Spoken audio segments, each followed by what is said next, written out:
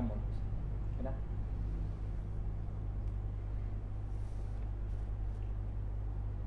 Bismillahirrahmanirrahim. Assalamualaikum warahmatullahi wabarakatuh.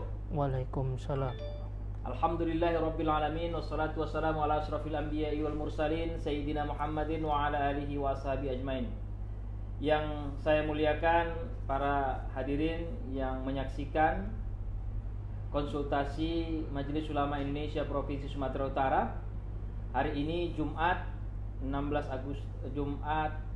Agustus ya. Iya, 14 Agustus. 14 Agustus 2020 telah bersama kita auditor dari Lembaga LPPOM MUI Sumatera Utara, Pak Ahmad Solihin. Assalamualaikum. Waalaikumsalam Ustaz.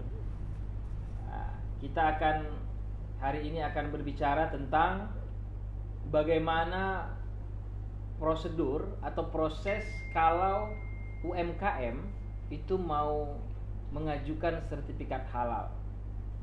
Karena ini pertanyaan banyak sekali ditanyakan ke MUI. Kalau kami mau mensertifikat halal, bagaimana?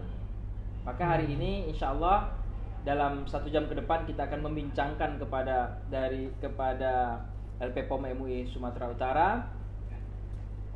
dan hadir sama kita narasumber kita yang memang hari-harinya bekerja di LPPOM. Kira-kira ini Pak Solihin, Iya. kan banyak itu usaha di LPPOM itu, kan ada industri pengolahan ya. Benar. Kemudian ada rumah potong hewan. Iya. Kemudian ada restoran yang biasanya juga sama dengan hotel ya. Iya, betul. Hotel.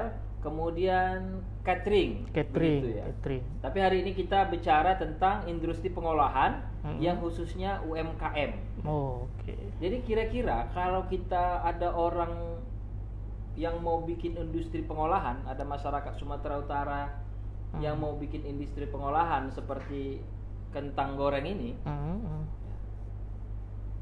apa mereka memang butuh sertifikat halal itu? Oh, oke. Ini perlu dipahami sebelumnya Ustaz ya. Jadi dalam sertifikasi itu tentu kita mengklasifikasikannya tadi seperti yang Ustadz bilang tadi ya. Hanya saja ini yang perlu ditekankan, apakah pelaku usaha tersebut perlu sertifikat halal atau tidak Ustadz ya. Sebenarnya ini setiap kami melakukan sebelum melakukan proses sertifikasi ya pada pelaku usaha yang ingin memohon sertifikasi halal, ini juga sering kita tanyakan.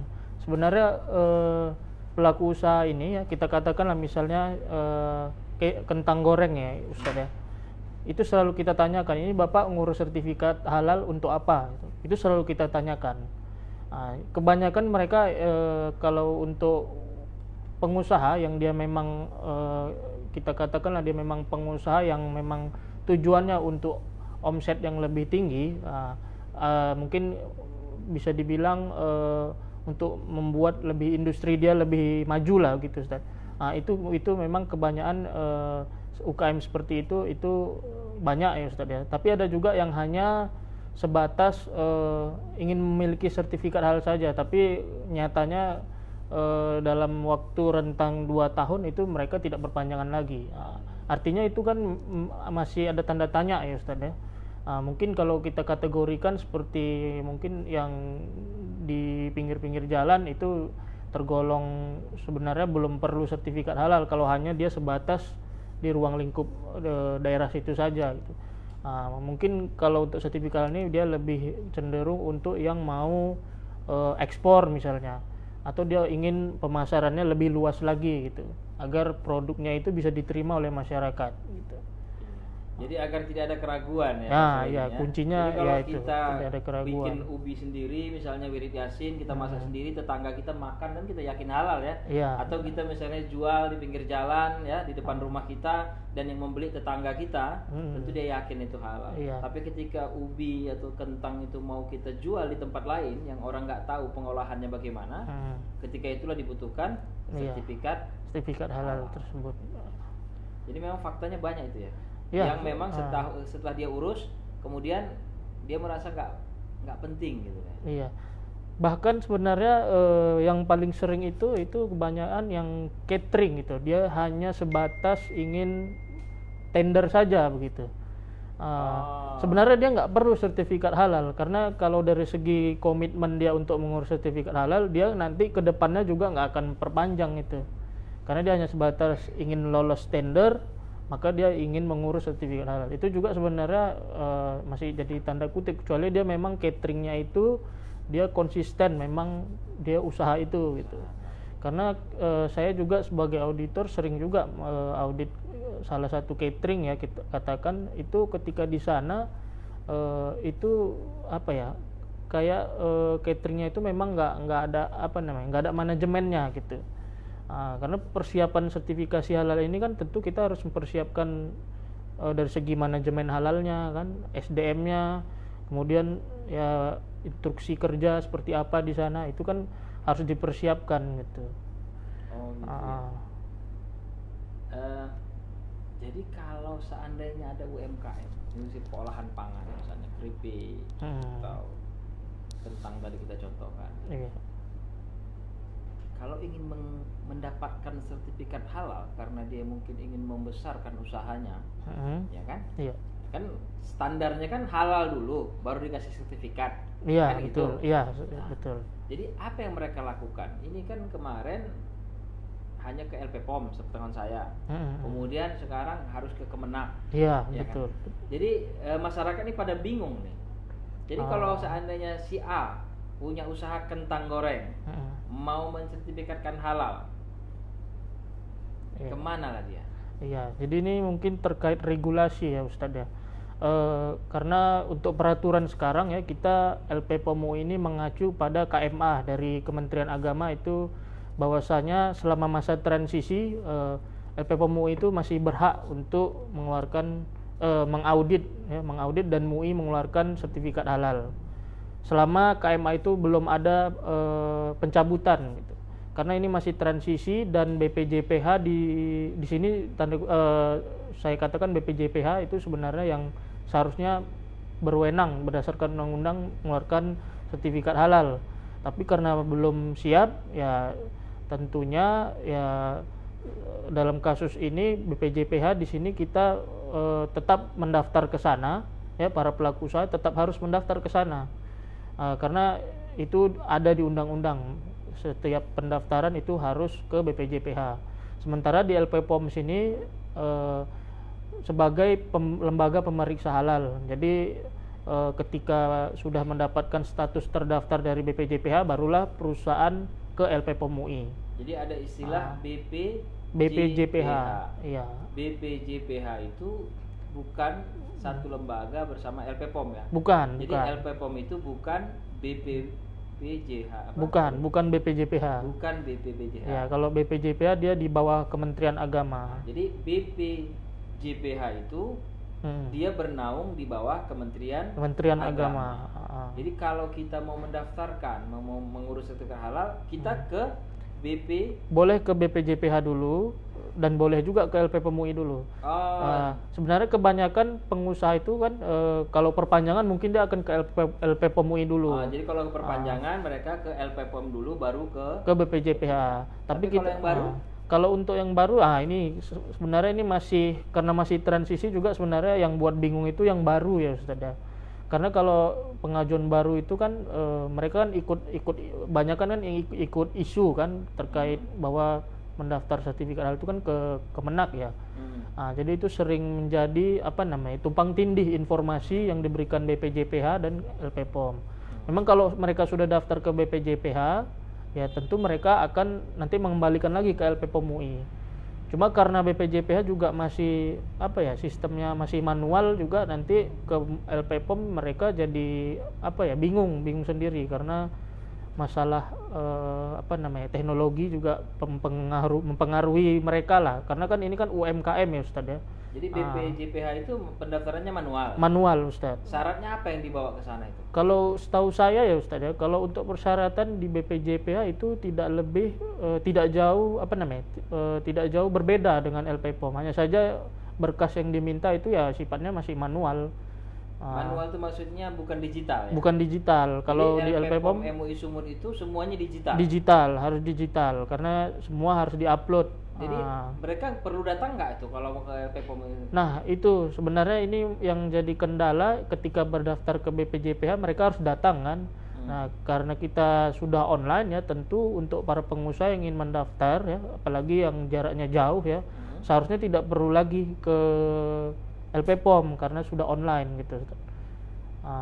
Jadi kalau sudah online ya tentu kalau misalnya mereka ke LPPOM terlebih dahulu ya, melalui WA atau berhubungan lah dengan orang LPPOM melalui WA atau melalui apalah ya, itu kita arahkan dulu mereka untuk daftar online karena nanti untuk daftar ke Kemenak juga nanti bisa sambil jalan gitu Ustaz. Jadi boleh kita daftar ke LPPOM dulu nih? Boleh. Kita daftar ke LPPOM dulu melalui online. Kira-kira ke website ini, Pak? Ya, betul. Kita ada platformnya itu namanya Serol SS 23.000. Serol SS 23.000. Ya, atau bisa juga diakses melalui halalsumut.org. Ada itu menu untuk mendaftar, Ustaz. Jadi ada halalsumut.org. ORG. Ya, organisasi ya, ya. ORG ya. Halal MUI Sumut. Nah, jadi Bapak Ibu kalau mau mendaftar, ingat websitenya itu halal MUI Sumut. halalsumut.org. Itu akan dipanduan. Apa muncul yang pertama itu, Pak Sofi? Itu nanti ada 4 menu, Ustaz. 4 menu. Ada untuk pendaftaran sertifikat halal tadi. Kemudian informasi prosedur sertifikasi halal, kemudian ada menu untuk pendaftaran pelatihan SJH, sama satu lagi saya lupa. Tapi yang menu yang penting kan yang pendaftaran. Jadi, sama pelatihan. Kita kalau itu bukan pelatihan dulu ya, tapi pendaftar dulu ya. Ini sebenarnya sering disalahpahami juga Ustadz. Sebenarnya kita kalau untuk sertifikasi halal ini karena kita harus mempersiapkan terlebih dahulu. Sebenarnya pemohon sertifikat halal itu harus ikut pelatihan dulu seharusnya untuk menerapkan manajemen halal di usahanya, barulah dia mendaftar, seharusnya seperti itu. Jadi yang mana ini yang dulu Pak Syed? Apakah mendaftar secara online dulu atau ikut pelatihan dulu nih? Iya, kalau untuk idealisnya ya sebenarnya prosedurnya harus ikut pelatihan dulu karena mereka kan tidak tahu, bingung ini kan prosedurnya seperti apa. Bagaimana mendaftarnya, bagaimana prosedurnya. Mereka kan bingung kan. Memang lebih baik ikut pelatihan dulu seharusnya. Kalau mau ikut pelatihan itu bagaimana caranya? Kalau untuk pelatihan kita, kalau pendaftaran itu kita bisa langsung ke kantor, Ustaz. Untuk mendaftar pelatihan. Atau bisa juga isi formulir itu melalui website yang tadi halalsumut.org, itu ada isi formulir. Isi formulir untuk pelatihan. Untuk pelatihan. Jadi nanti nggak perlu kemari lagi. Mungkin dibuat ya. Mau bisnisnya apa tuh? Usahanya apa gitu ya? Iya, ada nanti kelompoknya. Rumah potong atau catering waktu pelatihan. Itu beda-beda itu pelatihan. Kalau untuk pelatihan kita karena ini SJH kan ruang lingkupnya kan untuk semua industri, Ustaz. Hanya saja manualnya itu ini kan kaitannya kan untuk membuat prosedur ya Ustaz. Nanti dia dituang dalam yang namanya manual SJH. Artinya perusahaan itu harus punya yang namanya manual tersebut. Itulah yang mereka siapkan. Cuma manual ini kan nggak sama dengan rumah potong hewan dengan catering misalnya. Tapi isinya tidak sama. Tetap aja LPPOM itu membolehkan orang mendaftar online walaupun dia belum pelatihan. Ya, tetap boleh. Jadi selama masa dia mendaftar, karena proses pendaftaran itu kan juga nggak cepat ya Ustadz ya, karena mereka kan kebanyakan kan karena bingung, jadi kan lambat kan. Kalau mungkin dia sudah pelatihan, prosesnya cepat gitu. Karena dia pemahamannya, informasinya mungkin sudah diberikan gitu. Jadi yang butuh pelatihan ini siapa? Apakah owner, pemilik bisnis itu, atau manajemennya, atau siapa itu? Ini yang perlu saya sampaikan bahwasanya kalau di standar halal ya Ustaz ya, dalam penggunaan standar halal, bahwa perusahaan itu harus mempunyai yang namanya tim manajemen halal Ustaz. Tim manajemen halal. Jadi di dalam perusahaan itu yang perlu ikut pelatihan itu bisa diutus oleh pimpinannya, itu tim manajemen halalnya, boleh 1 orang atau 2 orang. Diutamakan itu yang bagian aktivitas kritis seperti bagian pembelian atau bagian produksi ya, atau kepala produksinya yang diundang. Hanya saja kalau untuk UMKM, ini sering jadi kendala juga, Ustadz. Kalau UMKM ini kan seringkali pemiliknya itu yang punya, dia yang beli, dia yang produksi kan, seperti itu ya. Nah, itu boleh dia sendiri. Dia sendiri yang ikut pelatihan.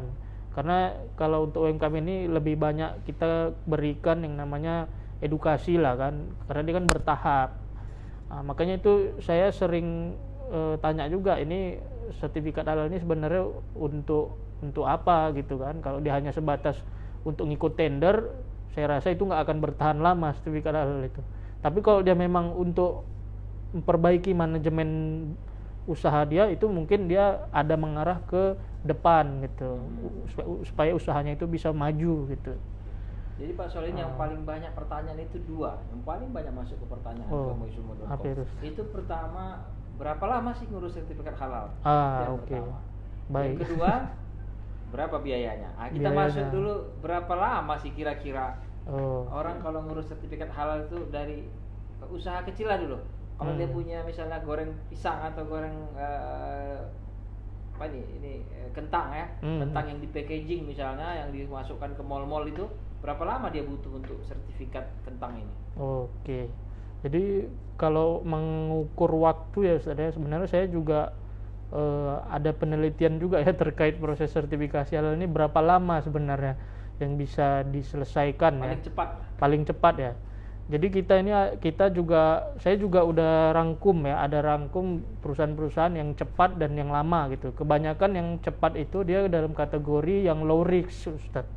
Low risk ya. Low risk itu tanpa maksudnya risikonya dikit. Bahan-bahan yang digunakan tuh yang tidak berisiko, banyak yang tidak berisiko. Mungkin kayak rempah-rempah atau apa ya. Yang herbal ya, atau contohnya kayak santan, Ustadz, usaha santan. Itu bisa mencapai waktu kurang dari sebulan itu udah keluar sertifikat halalnya. Dari pendaftaran? Iya, dari pendaftaran. Karena ya kita lihat aja dari segi bahan mungkin kan hanya kelapa dan air ya, Ustadz ya. Nah, ya itu kadang kita kalau kita bisa bilang pengusaha santan ini rata-rata kan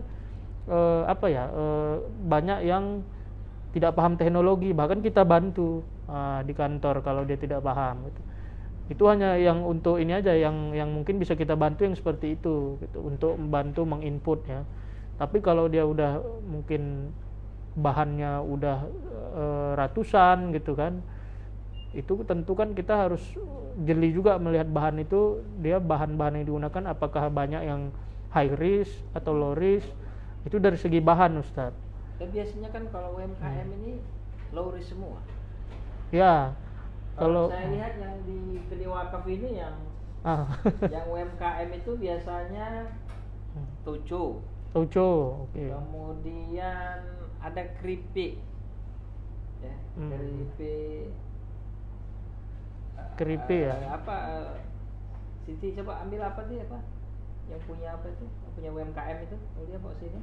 Kayaknya itu sederhana kan itu. Betul. Kalau itu sekitar di bawah sebulan berarti ya? Ya, kalau Toco ini kita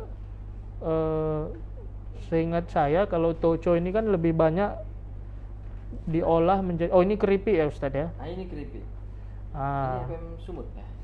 Bentar, Ustadz. Ini ya LPM Sumut. Nah, ini kalau seperti kue bawang. Ya, ini kita katakanlah dia mendaftar hanya produk ini, Ustadz ya. Hanya produk ini. Ini bisa cepat, Ustadz. Karena dia hanya satu produk. Kebanyakan UKM ini ya, dia memang mendaftarkan hanya satu produk. Ketika kita ke sana itu sering dapat temuan ternyata banyak produknya. Dia ada produksi jenis ini, dan itu satu tempat produksi, satu tempat penggorengan. Jadi kadang ada juga yang nakal ya, yang ini yang di sertifikatnya tapi logonya itu ditempelkannya di mana-mana. Itu sering juga kita temui kalau UMKM, Ustadz ya. Jadi itu memang perlu edukasi juga kepada mereka, sehingga mereka nanti harus ya perlu diperbaiki juga cara gimana mereka menjamin supaya produk yang disertifikasi itu semua berbahan yang bersertifikat halal gitu. Jadi kan mereka harus mendaftar lagi kan produk yang lain gitu. Jadi kalau kayak ini ya keripik ini ya, keju goreng ya, keju goreng. Keripik, dia memang harus pertama tadi paling bagus kalau ikut pelatihan dulu. Ikut pelatihan dulu. Pelatihan betul. itu ada berapa lama pelatihannya? Kalau untuk pelatihan, memang kalau untuk pelatihan SJH itu kita pungut biaya sebesar 1 juta rupiah, Ustadz. 1 juta rupiah. Dan itu pelatihannya selama 2 hari. 2 hari. Tapi di sini untuk biaya pelatihan, kalau dia memang UMKM yang memang sifatnya baru, itu biasanya kita kasih keringanan biaya kalau dia ingin mengajukan keringanan biaya, Ustadz. Karena kita lihat juga dia kapasitasnya berapa gitu kan. Jadi dilihat dari situ juga. Tapi kalau untuk biaya selama ini nggak ada kendala karena itu udah tergolong murah, Ustadz, dibandingkan dengan provinsi yang lain gitu. Oh, dibandingkan provinsi. Kalau di pusat mungkin lebih besar ya, Ustadz. Ya memang perlu juga itu Pak, soalnya kita pikirkan ada lembaga-lembaga lain yang mensupport dana ini untuk UMKM. Iya, betul. Misalnya ada LSM yang khusus untuk kalau UMKM ini ya mungkin di LPPOM karena butuh biaya tetap mendaftar berbiaya, tapi ada yang menalangi biaya mereka. Iya. Sebenarnya ada juga program-program dari pemerintah, Ustaz ya. Kita paling sering itu dengan Disperindak biasanya. Itu sering melakukan itulah penalangan biaya untuk sertifikasi halal itu. Terakhir kita mensertifikasi sebanyak 75 UKM dari 100. Artinya kan ada yang tidak lulus juga di sana kan. Ada juga yang tidak lulus. Jadi itu ya cukup banyak temuan macam-macam lah itu, Ustaz. Dan kita pun ini insya Allah Pak Solihin akan membuat UMKM, kantor UMKM di sini. Jadi MUI ini punya kewajiban baru, dibentuk Pinbas. Pinbas. Apa itu, Ustaz? Pinbas itu Pusat Inkubasi Bisnis. Oh ya, bagus pusat. Itu. Jadi Provinsi Sumatera Utara juga sudah terbentuk. Iya. Dan saya diamanahkan untuk menangani UMKM. Makanya insya Allah UMKM yang jadi fungsinya kita letakkan di Kedai Wakaf ini. Jadi fungsinya untuk mengedukasi siapa UMKM yang mau bersertifikat halal. Kemudian kita juga mencoba membantu kalau mereka nggak ada uang untuk mencarikan siapa yang mau membantu mereka untuk menalangi. Untuk menalangi ya. Mungkin nanti biayanya itu bisa untuk dari segi peralatan mungkin mereka bisa. Dan yang ketiga yang paling penting juga tak kalah pentingnya kita akan menjual dari sini produk-produk UMKM. Iya itu. Tahun ini ada acara bazar, Ustaz. Di mana, Ustaz? Di kantor MUI. Cuman karena kita Covid, yang tadinya bazar itu terencanakan di halaman MUI ini kita panggil 100 UMKM Muslim. Ya. 100 UMKM Muslim. Kalau LPPOM kan harus semua yang ditanganinya kan, yang nggak non muslim pun kan harus dikeluarkan sertifikat halalnya kan. Iya betul. Nah tapi karena kita ini berbicara tentang MUI-nya saja, maka kita memang hanya UMKM yang muslim itu ada 100. Tetapi karena memang terkendala COVID ini, kita tidak boleh membuat keramaian, maka insya Allah kita akan buat bazar tapi online. Bazar online. Bazar nanti seperti itu ini. Itu gimana mekanismenya itu, Ustaz? Bagus itu. Seperti ini.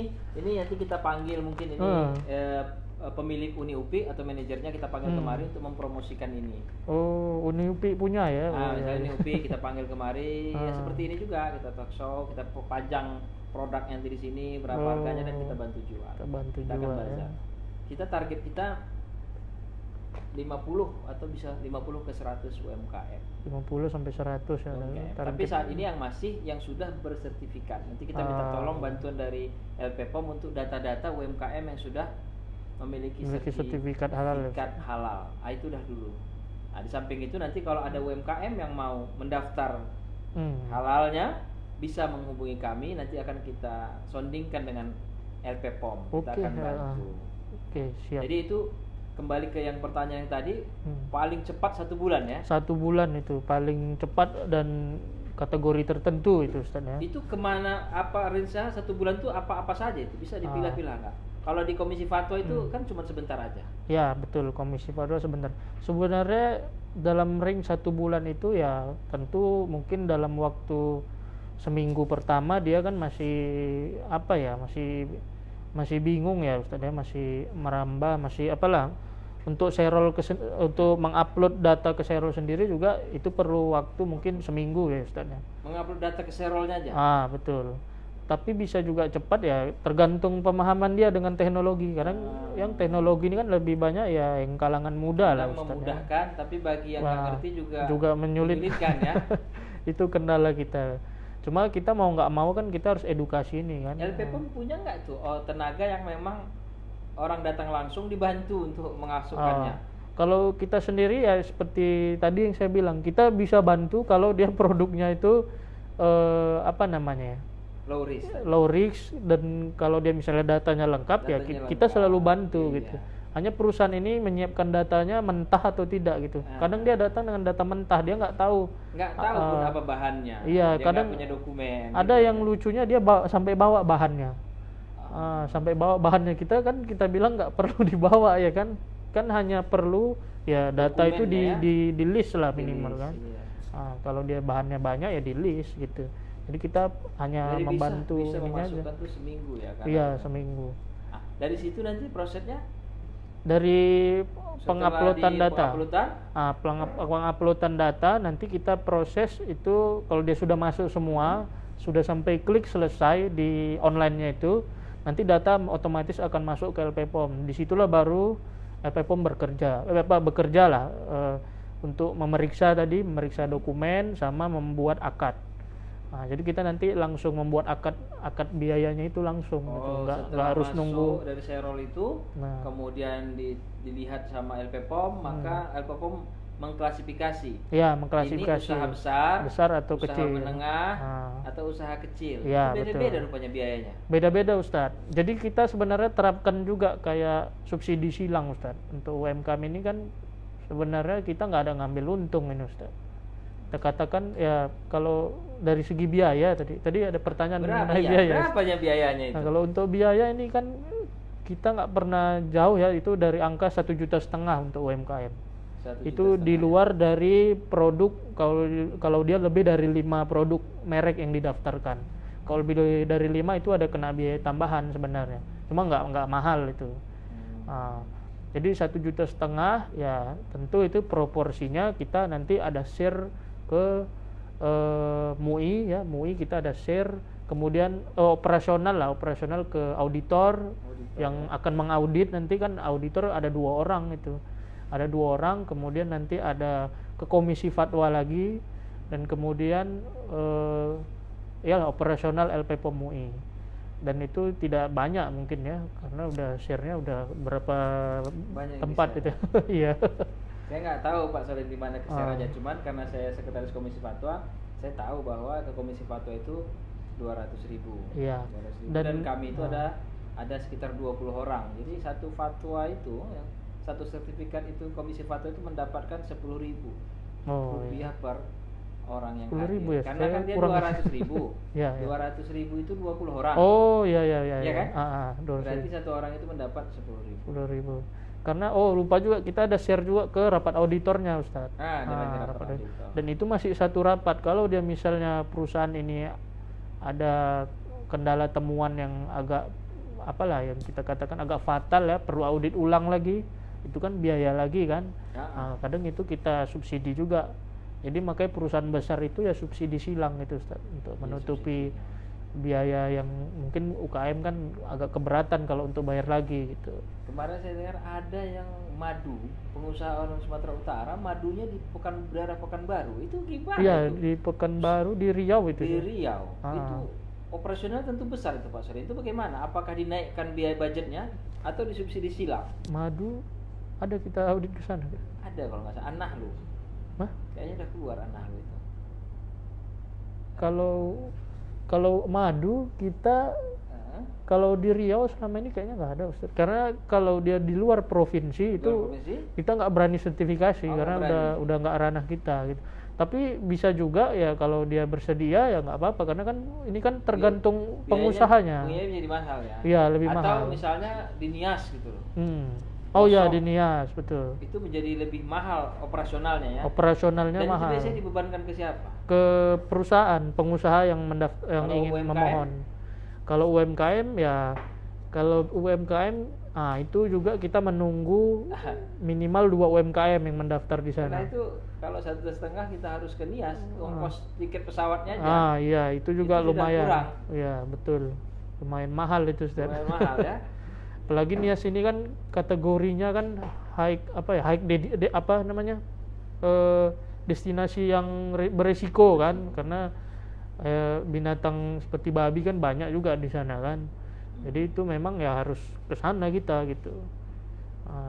Apalagi kalau untuk Nias ini ya memang dikategorikan, ya memang harus dicek betul lah Ustaz. Fasilitasnya semuanya lah. Iya.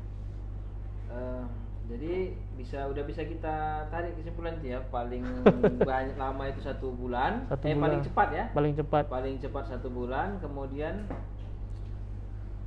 ini ada yang beberapa tanya ini. Dari pertama dari Siti Hadijah Siregar. Oke. Assalamualaikum Ustadz, bagaimana jika bisnis puding dan salad homemade ini, UMKM juga nih UMKM kalau homemade yang lebih banyak menggunakan bahan buah-buah segar, berapa lama pengurusan sertifikat halalnya? Ada lama juga nih tanya. Ini puding dan salad Ustaz ya? Puding dan salad. Oke. Cuma kalau untuk puding, saya rasa kalau puding ini kan ada bahan tambahan juga ya Ustaz. Memang dia lebih dominan ke itu. Kalau puding dia lebih ke bahan air dan inilah bubuk ya mungkin. Sekarang tergantung dia berapa banyak jenis varian produksinya Ustaz. Kalau dia masih hanya 1 varian ya itu cepat Ustaz. Kemudian untuk salad juga kan banyak buah-buahan ya, buah-buahan. Nah, itu lebih cepat lagi ya. Itu lebih cepat lagi seharusnya. Ini kan kategori dari segi bahan ya Ustaz ya. Tapi dia persiapan dia untuk manajemen halalnya dia apakah siap atau tidak kan dia gitu. Harus pelatihan juga ini. Yang harus pelatihan dulu. Pelatihan dulu. Pelatihan selama 2 hari. 2 hari. Biayanya 1 juta. Biayanya 1 juta. Jadi kalau udah mantap yang semua. Yang dia dapat nanti ada sertifikat. Ada sertifikat. Sertifikat itu berlaku seumur hidup. Berlaku untuk 2 tahun. Pelatihannya. Kalau untuk sertifikat sebenarnya kita nggak ada mencantumkan berlaku berapa lama. Kalau pelatihan ya. Iya. Untuk pelatihan hanya saja nanti ketika diaudit kita minta sertifikat pelatihan dia. Karena berarti itu ada satu standar. Berlaku seumur hidup itu. Iya. Karena nggak ada tanggalnya kan. Iya betul. Jadi 1 juta itu bagi sampai kapanpun usaha. Iya. Yang ada batas waktunya itu sertifikat halalnya ya. Iya betul. Itu 2 tahun. Iya. Jadi udah bisa lah jawab Bu Siti Hadijah ini ya. Kalau salad sama puding harusnya cepat. Harusnya cepat. Di bawah 1 bulan itu insya Allah kalau dokumennya lengkap. Iya, 1 bulan. Kalaupun 1 bulan lebih sedikit lah Ustaz. Mudah-mudahan Ibu Siti Hadijah ini nggak jauh-jauh rumahnya, jangan pulang di Aceh atau di Pekanbaru ya. Iya betul. Biayanya tadi tidak sekitar 1,5 juta ya. 1,5 juta. Oke, kemudian ini ada dari Arsadi Ulya. Assalamualaikum Ustaz, sebenarnya yang jadi kendala bagi pelaku UMKM bukan hanya proses pendaftaran. Namun seringkali yang menjadi kendala adalah uang administrasi yang sebahagian pelaku UMKM cukup memberatkan sehingga niat untuk melakukan pelabelan halal. Iya. Sepertinya ini udah kita bahas juga tadi Ustaz sebenarnya. Jadi untuk biaya itu kita nggak pernah lebih dari 1,5 juta selama variannya itu tadi di bawah 5. Di bawah 5 gitu. Bahkan kalau 5 pun batasnya 5 lah ya. Kalau 5 pun ke atas kadang tetap ya. Tetap. Kalau biaya tambahan juga nggak terlalu mahal. Hanya saja untuk seperti operasional ketika audit ya itu diserahkan sama pihak perusahaan.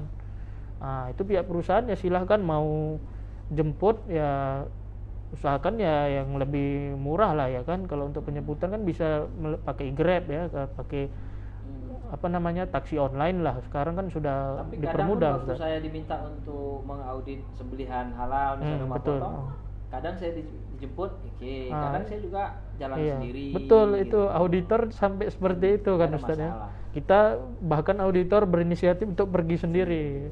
Karena kan nggak terlalu jauh juga kan kalau masih daerah Medan lah katakan. Kalau masih daerah Medan dan jamnya itu masih habis subuh. Ya masih bisa dikejar lah ya kan Tapi Ustaz kalau ya. jam 3 malam memang Oh itu khawatir juga kita. luar ya Tadi Ustaz. minta dijemput juga kita kan. Ya Ustadz kan berpengalaman kan jam 3. Saya kebetulan belum pernah Ustadz yang jam 3. Itu kayaknya berat itu Ustadz. Dibilang berat tapi dibilang enggak juga. Enggak juga ya. Karena di sana kayaknya sebelum subuh udah mulai ya. Udah mulai kan. Dan jaraknya jauh. Jadi Iya. jarak itu juga Jadi menjadi kendala. Kendala betul. Iya. Jadi mudah-mudahan Pak Arsadi Ulia ini kita berharap adalah donaturnya untuk UMKM ini. Kita bisa bekerja sama dengan dari Perindak tadi ya. Iya, betul. Atau ada LSM atau ada orang kaya. Insya Allah tahun ini dan tahun akan ke depan di kantor Majelis Ulama Indonesia Provinsi Sumatera Utara akan kita buat stand UMKM-nya. Jadi bagi UMKM yang memang mau membesarkan bisnisnya dengan sertifikat halal, kita bisa join ke LPPOM. Untuk bisnisnya kita akan join bersama di MUI Sumatera Utara melalui kedai wakaf MUI Sumatera Utara. Iya. Itu kemudian ini Siti Hadijah langsung jawab, kami di Medan, kami bisa daftar pelatihan. Tadi udah kita ya, daftar pelatihannya nanti online ya. melalui website Ya. halalsumut.org. Nanti di situ ada menu pendaftaran pelatihan SJH. Jadi itu nanti daftar di situ. Hanya saja kalau ini informasi juga Ustadz, untuk pelatihan ini kan kita selenggarakannya 2 bulan sekali ya Ustadz. 2 bulan sekali. Jadi setelah dia mendaftar ya, ngisi formulir, nanti itu nggak langsung pelatihan, kita akan telepon nanti pesertanya yang sudah mendaftar dan membayar gitu, atau minimal mendaftar lah. Nanti kita akan telepon lagi dari pihak LPPOM untuk memastikan jadwal pelatihannya kapan ke peserta. Apalagi kan masalah pandemi, kita kan sempat nggak ada pelatihan sama sekali kan. Jadi sebenarnya kalau kita sudah ikut pelatihan untuk memasukkan ke serol tadi, online tadi, yang tadi kata Pak Solihin bisa sampai seminggu, itu menjadi nggak kendala, mungkin setengah hari selesai itu ya. Setengah hari selesai. Bahkan kita sudah permudah juga sebenarnya Ustadz, dengan cara membuat bimbingan teknis secara free ya Ustadz ya. Setiap hari Rabu. Setiap hari Rabu itu. Masih jalan itu? Masih Ustadz, itu saya sendiri yang langsung bimbing mereka. Jadi itu secara online ya pakai inilah ya, pakai. Jadi misalnya kalau Ibu Siti aplikasi. Hadijah ini kalau mau jumpa ke LPPOM hari Rabu ya? Ya kan nggak perlu datang Ustadz kan, hanya datang. perlu ya WA aja saya, nanti WA. saya kasih link untuk undangan setiap hari Rabu. Jadi di situ kami diskusi gitu sama pihak perusahaan, apa jadi kendala ya. Selama diskusi ya, selama ini yang jadi kendala ada juga ya, UMKM itu tetap yang jadi kendala karena pemahaman mereka kan harus pelan-pelan ngajarinya, harus sabar kita. Kadang saya suruh pihak UMKM ini ya, kalau dia nggak paham ya suruh anaknya gitu yang membantu untuk minimal pahami serol itu, untuk karena kan untuk menginput saja, serol itu kan hanya alat bantu. Kalau berkasnya kan tetap sama kan, dari dulu sampai sekarang sama, itu aja. Jadi sebenarnya itu sangat membantu bagi yang memang paham teknologi. Iya betul. Bagi yang nggak paham makin membingungkan. Makin membingungkan dan ya lumayan inilah banyak komplain jadinya kan untuk masalah mendaftar saja. Pengusaha yang usianya di atas 50 tahun. Iya betul. Ya, yang memang dia nggak hidup di era inilah ya. Digital ini. Tapi mudah-mudahan ke depan kan muncul pengusaha-pengusaha muda. Betul ya, kan? ya, kita harapkan ya seperti itu ya. Kalau pengusaha muda ini kan dia mindsetnya kan ke depan Ustadz ya. Bahkan nggak hanya bertahan hidup, dia ingin online. Berkembang terus. Iya. Nah itu yang diharapkan saya. Oke, jadi sudah terjawab ya berapa lama. Iya. Kemudian kalau seandainya dia kan tadi ada tahapannya, pendaftaran, kemudian diaudit ya. Iya, diaudit. Diaudit melengkapi berkas. Ya melengkapi mendaftar, melengkapi berkas. Baru nanti keluar biaya akad. Dibayarkan, barulah diaudit. Baru diaudit. Nah, diaudit. Dari audit itu berapa lama itu? Sampai tahap audit. Sampai dari pembayaran, dia kan bayar. Iya. Habis bayar di audit itu ada rentang waktunya. Itu kita seharusnya sih 7 hari kerja Ustaz. Karena memang kendala pendaftaran bisa dibilang banyak yang antri ya Ustaz ya. Jadi memang harus tunggu juga, kadang-kadang bisa sampai lebih ya. bisa lebih gitu. Bisa nggak masyarakat itu dapat kepastian kamu nomor antrian sekian, jadi sekitar 11 gitu. hari gitu. Kalau untuk kalau untuk seperti itu kadang kita serahkan apa ya Ustaz ya. Kita memang ada buat perjanjian juga sama pihak pengusaha. Kalau dia ingin diaudit, dia bisa ngabari ke kita langsung. Kayak saya bersedia diaudit hari ini. Kita akan prioritaskan dia. Tapi kalau dia diam-diam saja ya itu agak sulit kadang. Jadi kalau masyarakat atau pengusaha yang mau cepat diaudit ya, setelah masuk harus ya harus kooperatif, Ustaz. Harus kooperatif, harus jemput bola. Iya, betul. Harus jemput bola, pakai WA aja bisa itu jemput bolanya. Misalnya bisa, kami sudah siap diaudit kapanpun gitu. Iya, oke. Ya, seperti itu seharusnya. Cuma kadang kendalanya ya kadang pihak perusahaan ini banyak yang mengundurkan waktunya gitu. Karena proses audit itu kan dia harus dalam keadaan berproduksi juga kan. Mungkin ketika produksi dia agak terganggu kan, takutnya gitu mungkin. Jadi dia memang harus siap gitu. Karena kita nggak boleh ketika auditor audit sana nggak ada kegiatan apa-apa, itu kan gawat itu kan. Karena kita harus meriksa real atau enggak di lapangan. Dari auditor itu bisa langsung keluar hasilnya? Setelah audit Ustaz. Setelah audit kita masuk ke rapat auditor dulu Ustaz. Jadi proses di rapat auditor itu ya nggak lama ya, biasanya setelah audit biasanya seminggu itu udah rapat gitu. Seminggu sudah rapat, nanti di situ diputuskan apakah ada temuan yang harus diperbaiki atau tidak gitu. Nah, kalau bisa diperbaiki itu makin lama. Kalau tidak diperbaiki, masuklah ke komisi fatwa. Langsung kita berani mengajukan ke komisi fatwa. Kalau enggak kita nggak berani juga Ustaz. Karena di komisi fatwa nanti kalau ada temuan balik lagi. Memang ada beberapa kali pengalaman saya itu beberapa perusahaan yang balik lagi, biasanya yang sertifikatnya mati. Jadi betul. Dipahami juga kalau sertifikatnya mati, misalnya kita pakai penggorengan minyak goreng kita, misalnya minyak goreng Bimoli. Ini saya nggak katakan minyak goreng Bimoli mati ya. Seandainya minyak goreng Bimoli itu mati, maka sertifikatnya nggak bisa keluar gitu kan? Iya betul. Jadi itu makin lama ya? Makin lama Ustaz. Jadi bahan itu harus memang masa berlakunya ya harus valid gitu kan pada saat kalau nggak begitu cepat ya? Ya segitu sekitar sebulan ya. Sekitar sebulan Ustaz. Karena di komisi fatwa pun nggak lama. Ya, kecuali dia bermasalah. Bermasalah. Karena kan di komisi fatwa kan bisa membal juga Ustaz kan, beberapa kasus membal. Dulu memang ada toleransi, misalnya kita toleransi untuk dilengkapi. Iya. Kan? Untuk Tapi dilengkapi. Itu menjadi catatan bagi untuk LP-POM. Iya. Sehingga terakhir kemarin kalau nggak salah komisi fatwa lebih ketat. Kalau nggak lengkap, tidak ada lagi tulisan untuk dilengkapi, dibalikkan. dibalikkan aja. Jadi ya silahkanlah masyarakat melengkapi. Iya, jadi kita sertifikasi halal ini nggak sembarangan ya mengaudit, hanya melihat-lihat saja kan, artinya kan harus betul detail juga di lapangan. Kalau yang rumah potong hewan itu ada UMKM. UMKM ini bisa masuk rumah potong hewan. Kalau rumah potong hewan ini justru lebih banyak UMKM dibilang Ustaz. UMKM ini yang bisnisnya bagaimana ini?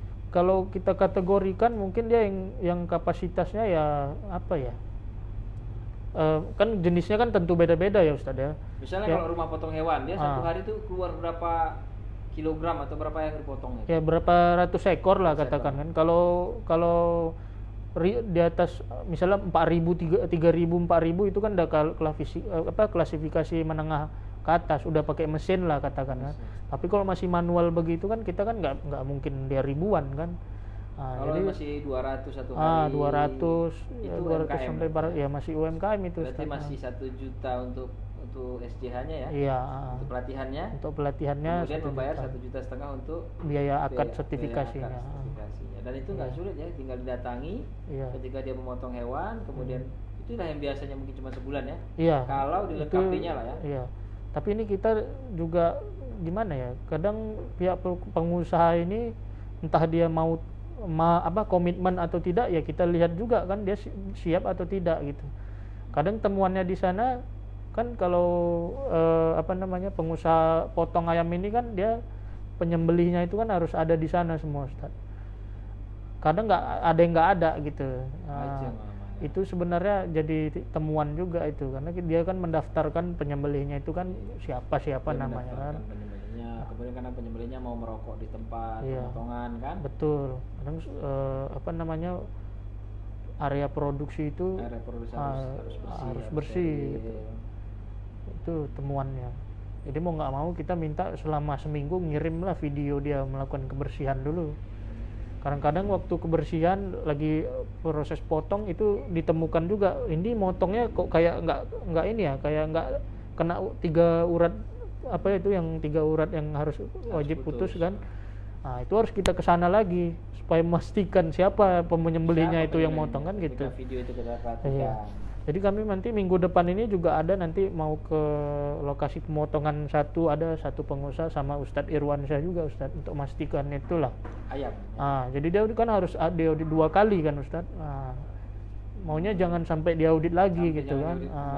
Artinya kan perusahaan harus persiapan betul itulah kan. Itulah gunanya tadi pelatihan ya. Pelatihan. Kalau dia ikut pelatihan dia sudah diwanti-wanti ya. Iya benar. Tapi kalau nggak ikut pelatihan ya seperti itu bisa kita ngaudit lagi kan. Kemudian orang juga mengeluh kok sulit kali. Padahal iya. Sulit karena dia nggak ngerti gitu dan nggak paham juga kan. Betul. Iya. Oke, terima kasih ini infonya Pak Solihin. Iya. Mudah-mudahan bermanfaat bagi masyarakat Sumatera Utara. Iya, amin. Kami Majelis Ulama Indonesia menghimbau jangan segan-segan untuk langsung bertanya kepada LPPOM ya, karena LPPOM itu milik Majelis Ulama Indonesia. Majelis Ulama Indonesia itu milik umat. Jadi sebenarnya LPPOM itu adalah milik umat. Kita adalah tenda besar umat Islam. Jadi kalau ada tuduhan miring misalnya terlalu lama, ini bisa dijadi penjelasan bahwa untuk halal kita tidak boleh main-main ya. Atau ada nanti yang mencoba bisa nggak tolong uruskan dalam waktu sekian gitu. Ya, mudah-mudahan di MUI tidak ada begitu ya.